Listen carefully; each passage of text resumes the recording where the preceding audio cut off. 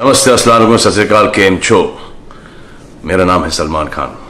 पहले तो उन सबको थैंक यू कहना चाहूँगा मैं जो कि अभी तक के काम कर रहे हैं, जैसे कि हेल्थ में काम कर रहे हैं और फिर पुलिस वाले हैं और बहुत सारे ऐसे लोग हैं जो कि have dedicated their time to corona.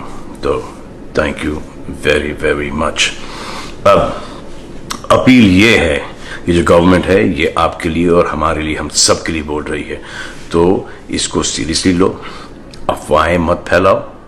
ये हमेशा से एक प्रॉब्लम है कि सबको ऐसा लगता है कि ये हमारे साथ नहीं होगा। ये कोरोना वायरस किसी को भी हो सकता है, बस में, ट्रेन में, मार्केट में, हर जगह। तो काहे कोई पंगे ले रहे हो बाहर जाना? ये पब्लिक हॉलीडे नहीं है भाई, ये बड़ा सीरियस मामला है।